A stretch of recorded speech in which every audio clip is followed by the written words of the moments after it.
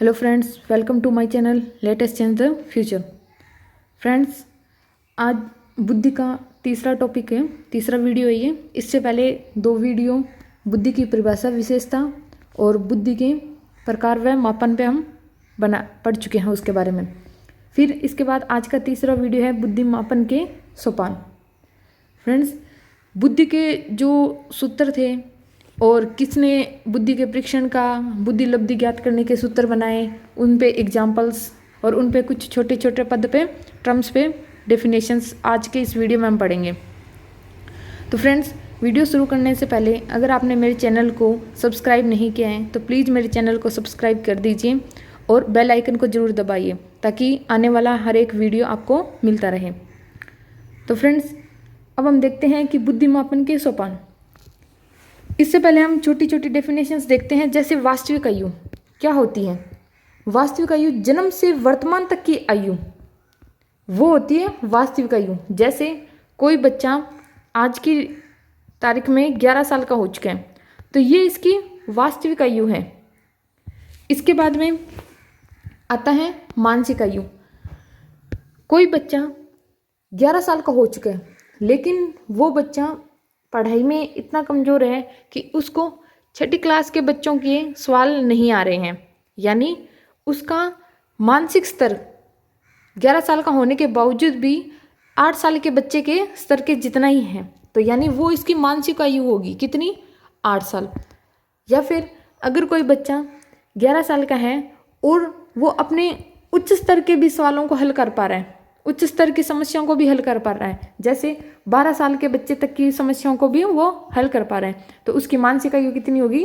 12 वर्ष। इसके बाद सबसे इंपॉर्टेंट बात जो एग्जाम में पूछी जाती है, मानसिक आयु शब्द का प्रयोग किसने किया था? एल्फ्रेड बिने ने। कब किया था? 1908 में किया था। एग्जाम में पूछा हुआ है, रीट, सीटेट, अचटेट, इनके एग्जामों में ये ऐसे क्वेश्चन बहुत ज़्यादा पूछे जाते हैं। इसके बाद बुद्धि लब्धि। बुद्धि लब्धि शब्द का सर्वप्रथम प्रयोग किसने किया था? स्टर्न व कुलेमान ने। कब किया था? 1912 में किया था। बुद्धि लब्धि किसने सबसे पहले बोला? स्टर्न और कुलेमान। ऐसे याद रख लेना, स्टर्न ने बोला बुद्धि, कुलेमान ने बोला लब्धि। स्टर्न ने बोला बुद्धि, कुलेमान ने बोला लब्धि। इस तरीके से आप इसको ट्रिक से याद कर सकते हैं। और मानसिक आयु किसने दी थी? एल्फ्रेड बिने ने।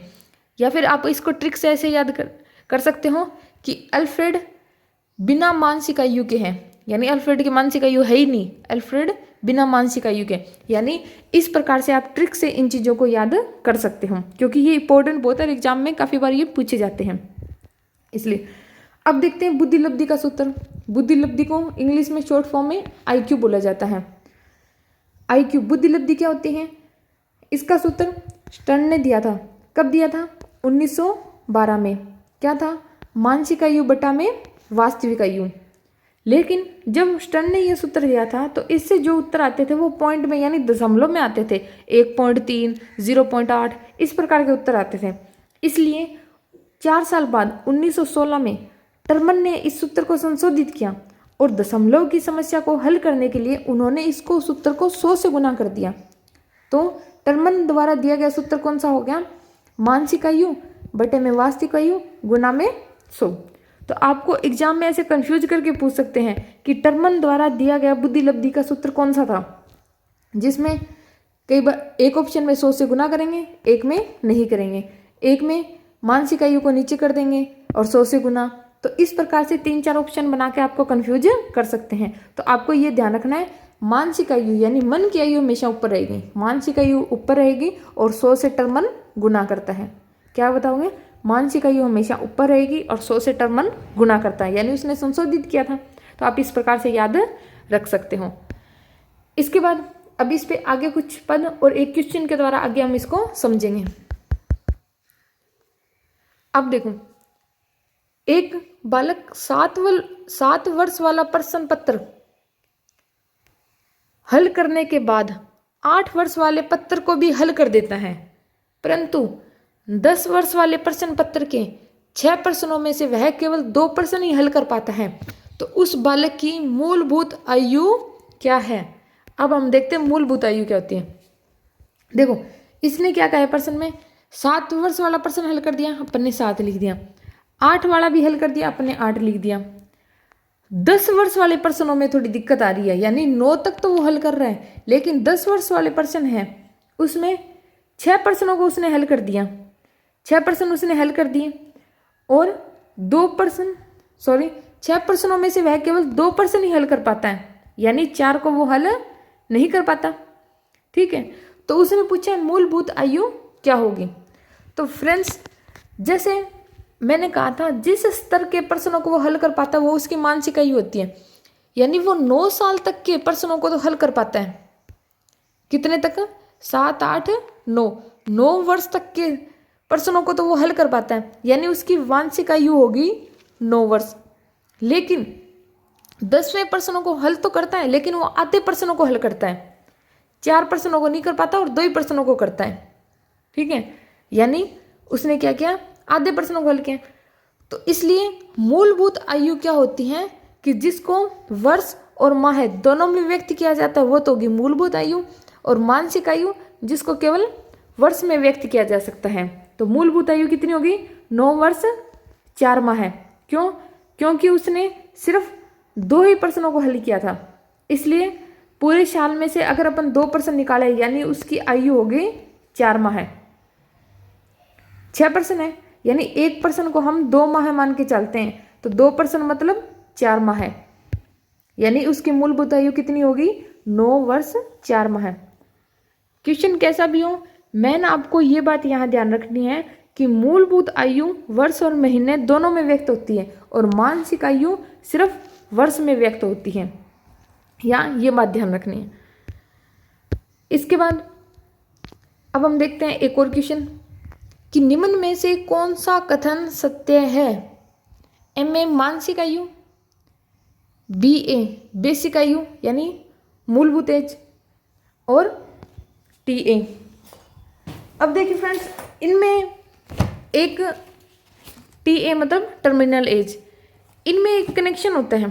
टर्मिनल एज और बेसिक एज क्या होता है, इनके बारे में भी मैं आपको बताती हूँ। बेसल एज यानी मूलभूत आयु जो हमने अभी पढ़ी थी, वर्ष के साथ साथ माह में भी व्यक्त की जाती है, या फिर इसको ऐसे भी देख सकते हैं, वह अधिकतम आयु स्तर का प्रश्न पत्र जिसे बालक हल कर देता है वह बालक की क्या होती है? मूलभूत आयु। यानी जैसे मानसिक आयु होती है वही परिभाषा मूलभूत आयु की होती है, बस फर्क इतना होता है कि वो महीनों में भी व्यक्त होती हैं। उसके बाद TA टर्मिनल आयु होती है, टर्मिनल एज। तो इसकी परिभाषा क्या होती है? वह न्यूनतम आयु स्तर का प्रश्न पत्र जिसे बालक हल नहीं कर पाता वो होती है टर्मिनल एज। यानी जैसे बच्चा 8 साल का, 9 साल तक के प्रश्न पत्र हल कर सकता है, लेकिन वो हल क्या नहीं कर सकता? 10 साल वाले प्रश्न पत्र को हल नहीं कर सकता, इसलिए उसकी टर्मिनल एज क्या हो जाएगी? 10 वर्ष। तो इनमें क्या अंतर होता है? तो जैसे ये इस तरह से एग्जाम में पूछा गया है कि मानसिक आयु में से 1 घटा दो, बेसिक एज में से भी 1 घटा दो, और टर्मिनल एज में से 2 घटा दो, ये इसका सही रिलेशन होता है। या फिर एक को हटा दो, mental age is equal to में basic age is equal to में टर्मिनल एज -1। इस तरीके से भी लिख सकते हैं इसको। कैसे?